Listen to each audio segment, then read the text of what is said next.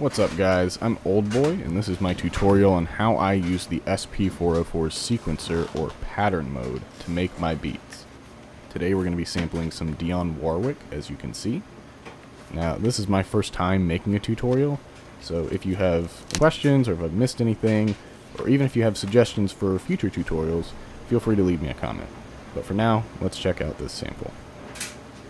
Is it just for the moment we live? What's it all about when you sort it out of me? Alright, so now I am exporting the pitched sample, putting it back in my SP. Is it just for the moment we live? So I'm going to start chopping on the 1, 2, 3, 4 every beat pretty much. Is it just for the moment? Delete the mark, so I copy that to the next pad, Just and then I'm going to mark it on the next chop. for the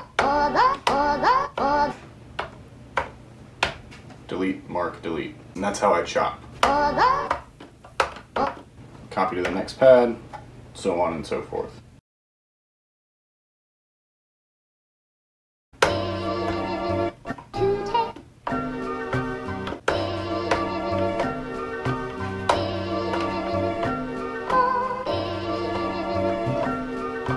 So now we're going to record our pattern. So there's a couple things we want to do first. So press record, select the pad you want to record your pattern to. You're going to hear the metronome starts. My BPM is at about 91. Length is correct, 4 bars. And quantizing is something that is frowned upon in the beat community. You can turn it off and on selectively.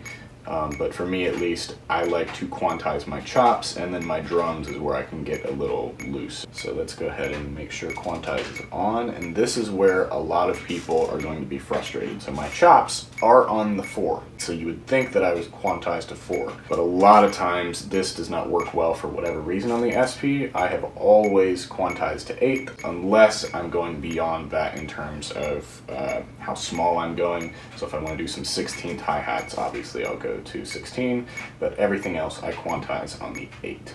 Length is at 4, let's go.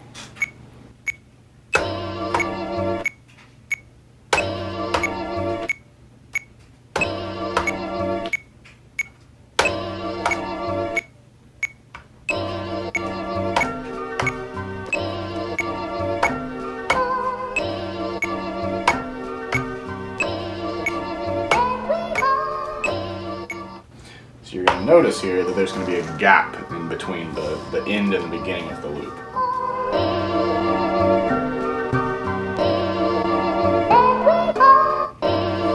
So that gap there is something that bugs a lot of people about the pattern mode on the 404, and there's a very simple fix. It's not super complicated, but it's just not something that people are aware of a lot of the time. Nobody really tells you this. So what I'm going to do is I'm going to go in here and delete that chop again, delete the 12. That is my 4/4 chop. 2. So what we're going to do here,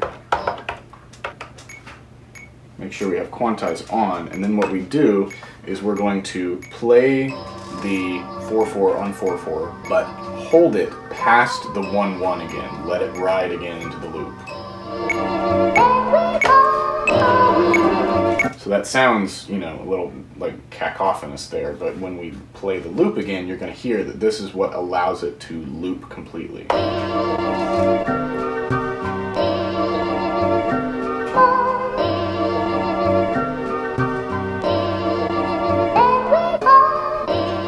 Beautiful. So that's how you get a perfect loop here. So I'm going to delete this other one. So this is our loop. So what I'm going to do is I'm going to copy this. I always make a copy down here so that I have one without drums, and now I can add drums. So I'm going to play this loop for a little bit and just kind of play some drums on top of it and see what sounds good. In order to do that justice, I'm going to turn the compressor on. Make sure it's on all of them. Turn it these two all the way to the right, this one all the way to the left.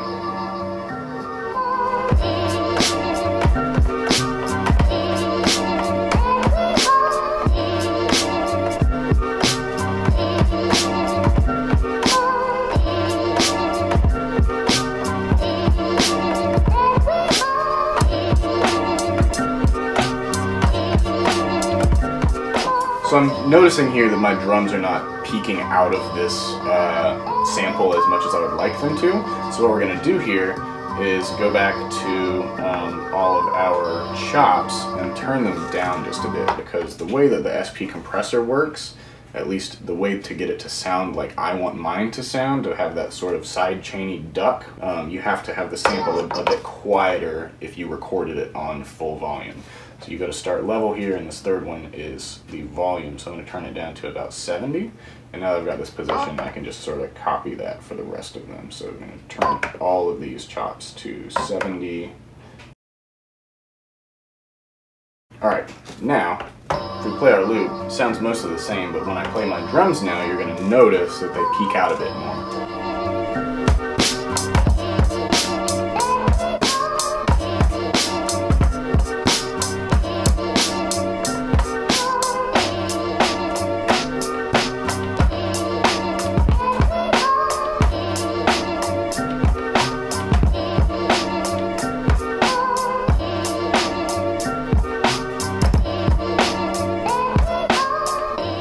So I kind of like that, so let's record that. We have our no drums sample recorded down here, so let's record one with drums on here.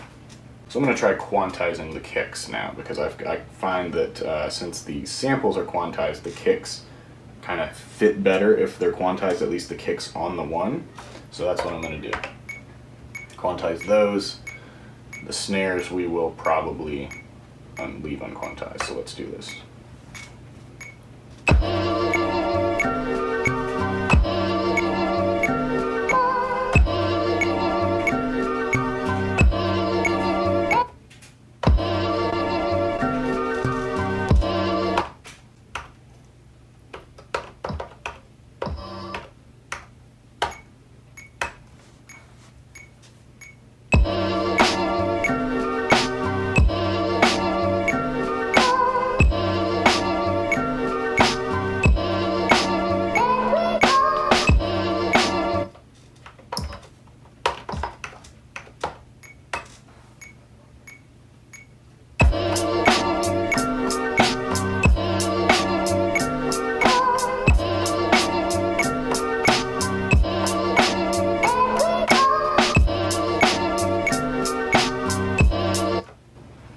So now that I have that basic structure with the kicks, hats, and snares, I'm going to throw in some ghost kicks in there to add a little bit of flavor.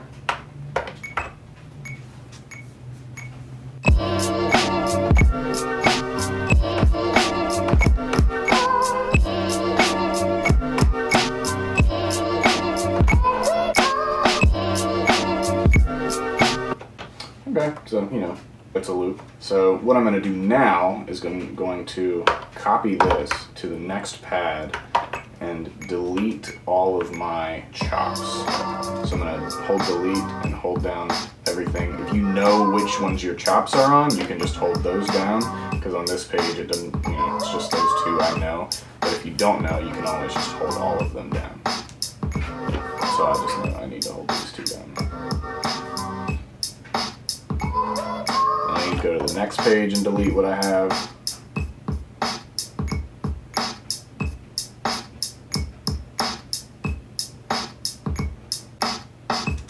There, now we have a loop of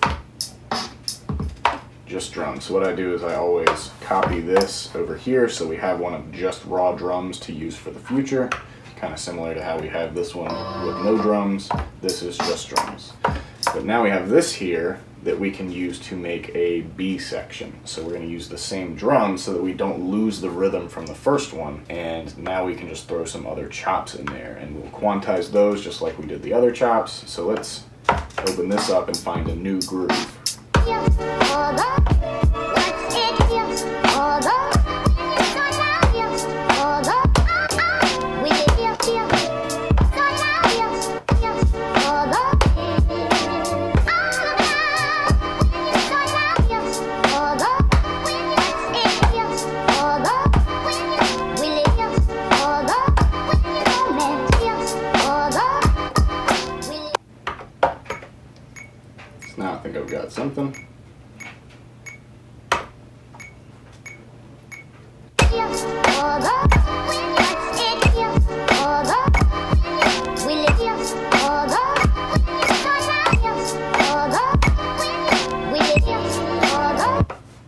So now I'm going to get rid of this chap because that was just kind of a placeholder. And I'm going to replace it with the next one.